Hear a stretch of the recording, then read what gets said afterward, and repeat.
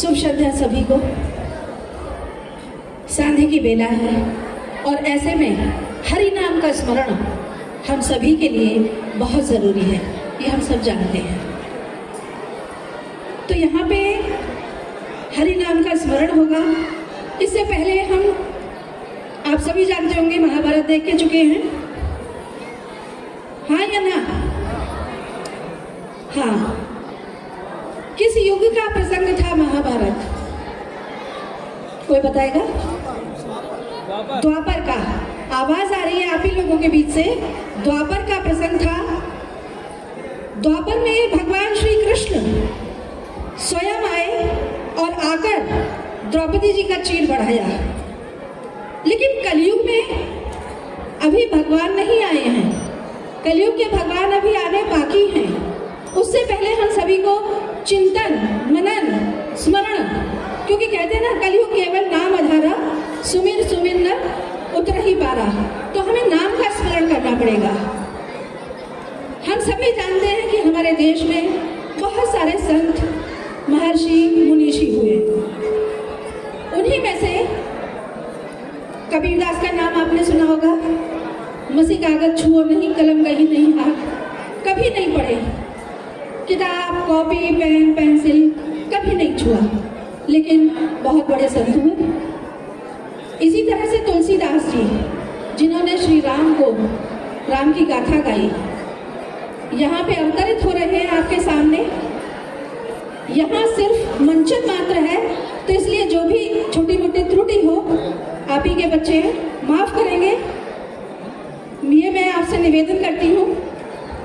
और रहीमदास जी जो एक मुगल शासन के संत हैं, अकबर का नाम सभी ने सुना है। अकबर ने आपका लालन पालन किया। अकबर के जो गुरु थे, उनके सुपुत्र थे। 5 वर्ष की अवस्था में आपने अपने पिताजी को खो दिया। और सुल्ताना बेगम, सभी ने जोधा अकबर सीरियल देखा होगा,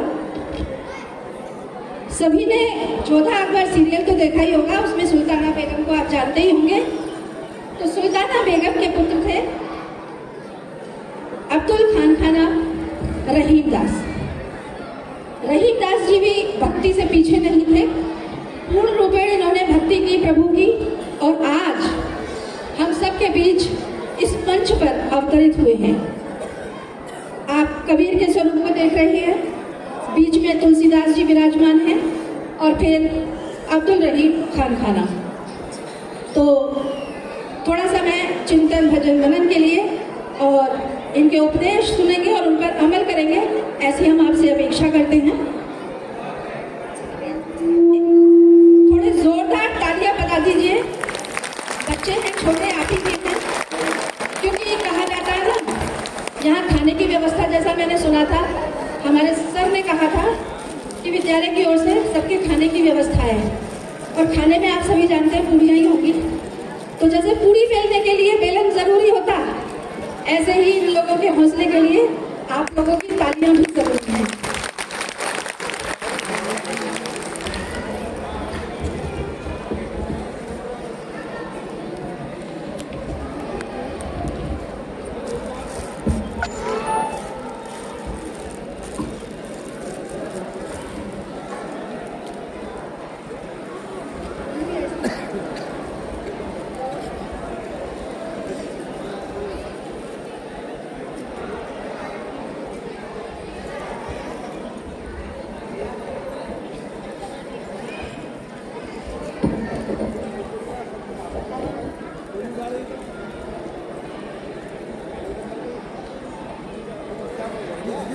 हाँ जी, रहे ये चल तो रहे हैं। ऑडियो नहीं, ऑडियो तो दिखाएंगे।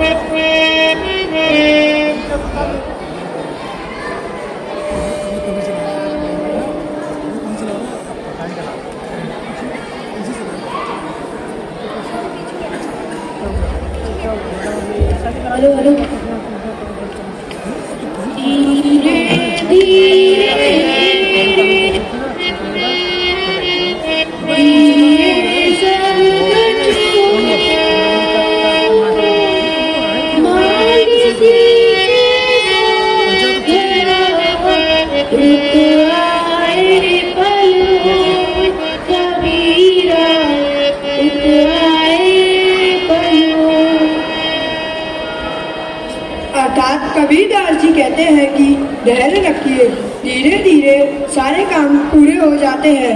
अगर कोई माली एक पेड़ को 100 घड़े पानी से सींचना चाहे तो फल तो ऋतु में ही आएगा। तुलसी साथी विपति के, विद्या विनय विवेक, सास सुप्रद सुसत्य व्रत, राम भरोसो एक रे तुलसी, राम भरोसो एक। अर्थात तुलसीदास जी कहते हैं एक व्यक्ति के कठिन समय में उसका ज्ञान, उसकी विनम्रता, उसकी बुद्धि, उसका साहस, उसके अच्छे कर्म और उसके सत्यवचन ये उसकी सहायता करते हैं। ये सारे हमें भगवान पर विश्वास करने से ही मिलते हैं।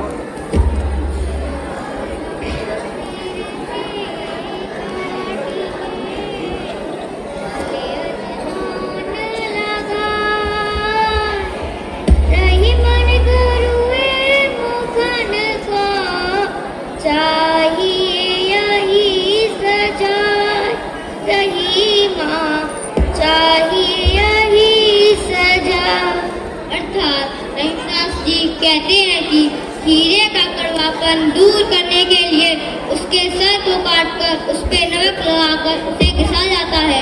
ठीक उसी प्रकार कड़वी वाणी यानी कटु वचन वाले लोगों के लिए यही सजा ठीक है।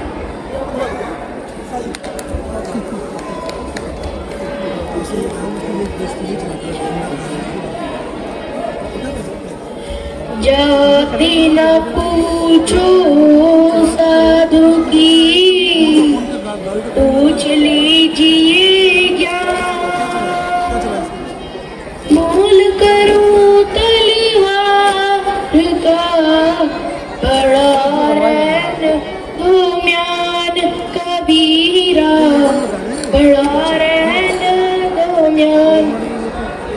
अर्थात कबीरदास जी कहते हैं कि हमें कभी किसी सज्जन व्यक्ति की जाति नहीं पूछनी चाहिए, बल्कि उसका ज्ञान ग्रहण करना चाहिए। जैसे कि तलवार का मोल कर म्यान को छोड़ देना चाहिए, क्योंकि तलवार के साथ म्यान तो आता ही है। तुलसी सा काया खेत है, मन सा भयो किसान,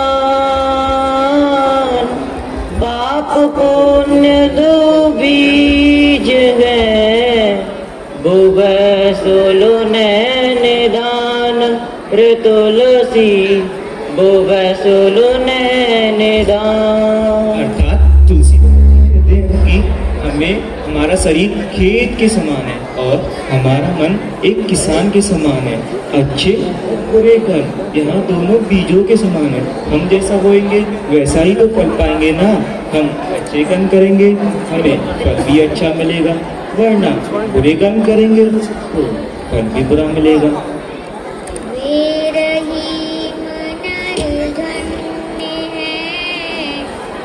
उपकारी अंग काटन मारे को लगे, जो मेहंदी का रंग रही माँ, जो मेहंदी का रंग। अर्थात रहीमदास जी कहते हैं कि वे लोग धन्य हैं जो सदा सबका उपकार करती हैं। जिस प्रकार मेहंदी बांटने वालों के हाथों पर भी मेहंदी का रंग लग जाता है, उसी प्रकार से परोपकारी का शरीर भी सुशोभित हो जाता है। चिंता ऐसी डाकिनी काट कल। भाई इन बच्चों के लिए जिन्होंने बहुत ही अच्छे ये दोहे बोले रहीमदास जी के, कबीरदास जी के, तुलसीदास जी के। भाई अभी ये कार्यक्रम जारी रहेगा।